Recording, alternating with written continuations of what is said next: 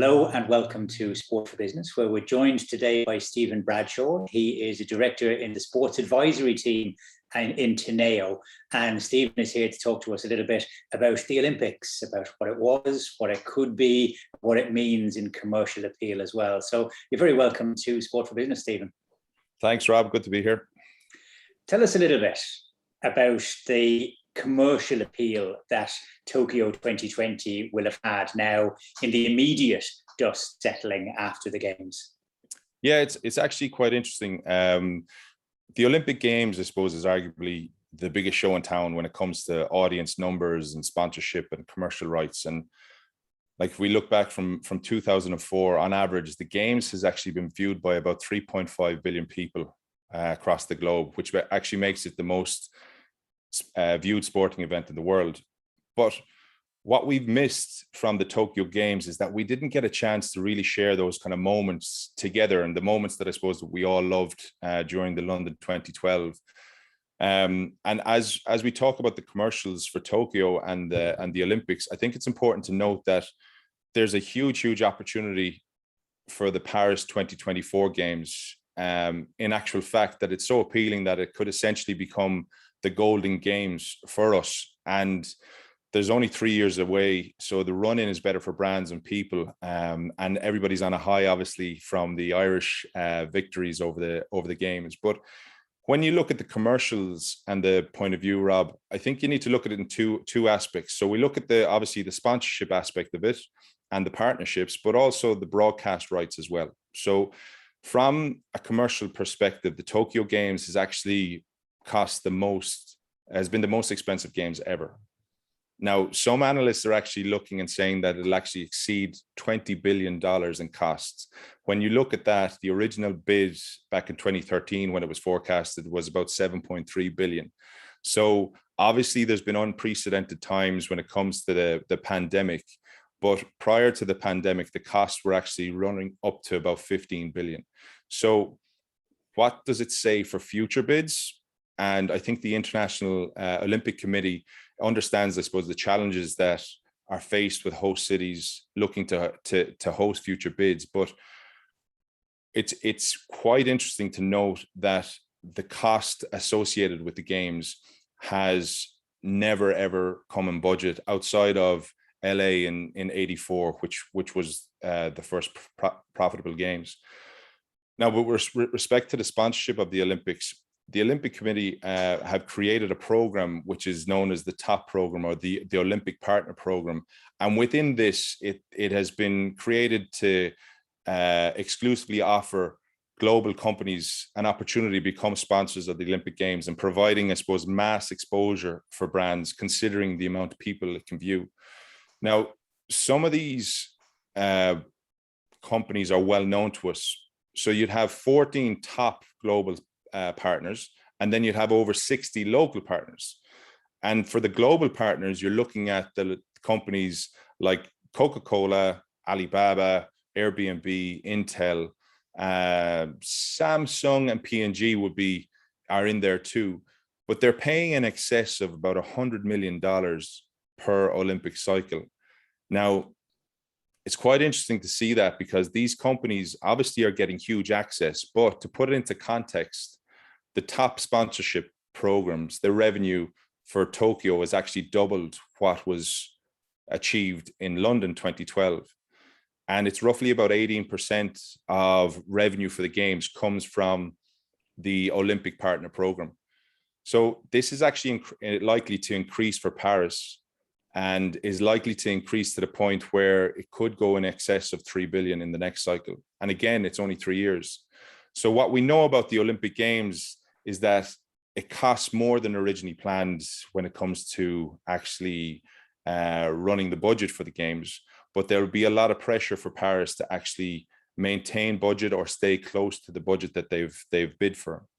So on top of the Olympic Partner Program, Rob, you've also then got the local sponsorships as well. And interestingly, Tokyo generated $3 billion quite quickly when it came to local partnership models. This is the most that any Games has ever seen. And what it does show is that there's a huge sense of pride for a lot of the local businesses to be part of these Games. Brands such as like Canon and Fujitsu are essentially flying the patriotic flag. So you can see when it comes to the commercial aspect, what the plan is in terms of the budgets that are being set out to run the games. The budgets are very much exceeding that. And then outside I know that some of those top Olympic partners, they step back a little bit this time around. Visa were going to be running a wider spread of TV campaigns, and they didn't. But the Olympics is a long play, and these companies that are involved are in it for the long term as well. I know Allianz are on board with the Olympics now, as well as the Paralympics around in the next cycle as well. It's probably not something that we're going to need to worry too much about in an Irish context in terms of hosting, if it's running to those kind of budget numbers. But the sort of the legacy impact of what we see in the games, even at a more local level, what kind of an impact is that likely to have for sports like rowing and boxing, which have been our two medal sports, in 2020? Yeah, I think when it comes to the legacy, I think any brands that associate themselves with rowing or boxing in inference are actually associating themselves with top class, with the high performing team. And it's important that when it comes to brands who are looking to be part of those teams, that they also look at not only the association, but then the drive in terms of recruitment and the participation numbers, because the more participation, the more commercially viable it is for brands, because they're reaching more people, right? So you look at the likes of Skibbereen. We saw back in London after the O'Donovan brothers did so well, the outburst and the recruitment drive that happened in Skibbereen and becoming a powerhouse that it is in rowing. And then also now with boxing, with Kellie and what she's done, she's not only put Ireland on the map, but she's put Portland Row on the map. And the amount of people that will build that self-belief that they believe that they can repeat what Kellie and Paul and Finbar have done will be huge. I think in terms of the commercial aspect, it's important that it doesn't become a once-off. So if brands are looking to partner with teams or athletes, that they do so with the long-term play. Usually we have a cycle of 4 years, and year one is pretty quiet usually, but now we've only got 3 years. So the opportunity now for brands to really, really build on the high that people have coming off the back of Kellie's success and the rowers' success will be huge. There's also the opportunity as well, Rob, to look at sports and athletes who were unexpected. For example, Reese, in the work that he did with the gymnasts in gymnastics, while he may not have gotten to the level that he wanted to, he's shown a massive amount of potential. We look at what happened with the Irish hockey, the ladies team, where Softco got involved, and that become a very, very fruitful partnership. And now we look at the rugby sevens being the first ever rugby sevens team to Irish team to partake in the Olympics. So there's opportunity for brands not only to be part of the high performing teams, but also look at those who are on a path or on a journey to succeed for Paris 2024. We've got Mona McSherry as well, the first Irish swimmer to make it to a final, and plenty of other really good. Like we had, I think, 17 top 10 finishes this time around, which was an important metric, rising from 12 in Rio as well. That relationship between local sponsors, we had great sponsors on board with Team Ireland this time around. We had FBD Insurance, it's Circle K, Indeed, all of them doing really good work around it. Do you think that they will look back on it and see that the activation which they did on the ground here locally, and the extra emphasis that there was on the games for that year, when it was a will they or won't they, will that have paid off for those sponsors? And do you think they're likely to come back again for Paris, with it just being the 3-year circle? Yeah, I think it's an interesting one, because we're not comparing apples with apples when it comes to a typical cycle for the Olympics. The pandemic has absolutely scuppered a lot of plans and opportunities for brands to actually engage with people in a level that they would have loved to, because yourself, when it comes to the Olympics, any activations, getting people involved, making them feel closer to the event and to the team has always been very much a focus. I think some brands did it very, very well, and I think they used the resources and the collateral they had to their advantage as best they could. However, it will be interesting to see what brands continue their journey with Team Ireland for Paris 2024. I can't sit here and say that I know every single one of them will buy into it again, but I think it has to obviously align to their commercial strategy and their the opportunities that they see over the next 3 years. And if they believe they got the return themselves this year.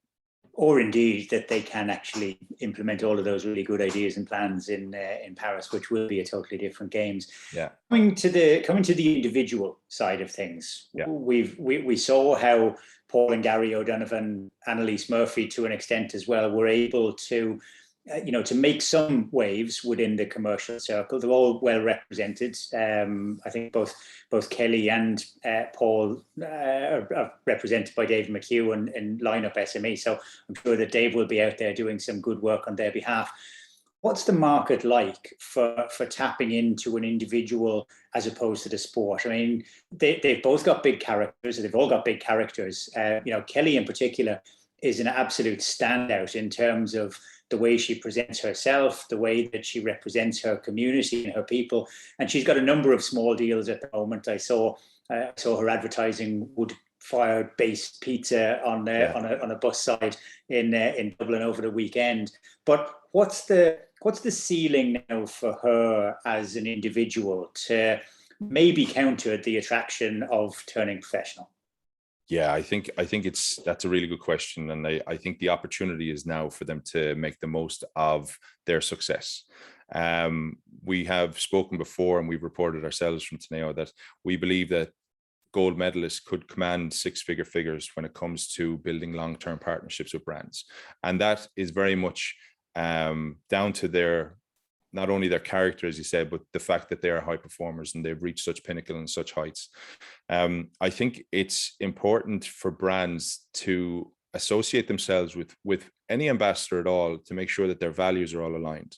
And I think what's interesting is that with Kellie, you're seeing Kellie as a person as well as an athlete. And I think Dave McHugh actually passed the comment is that people recognize Kellie more with her boxing headgear off than they do with it on, because she's become such a figure, a really, really key figure within Irish society now.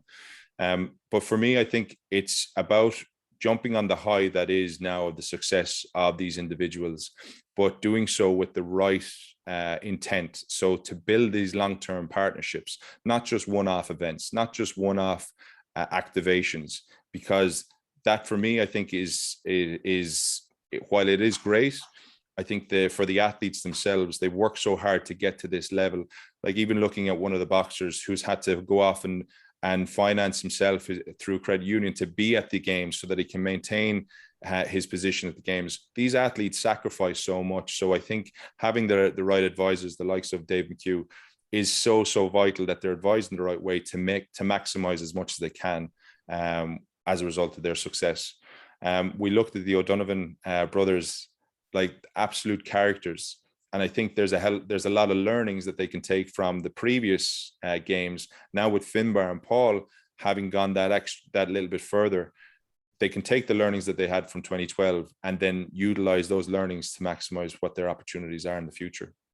Well, I think it's an exciting couple of years ahead on that Olympic journey. The fact that it is only 3 years away just makes it seem so much more visible, so much more attainable. And the fact that it's going to be in Paris will be a big difference as well.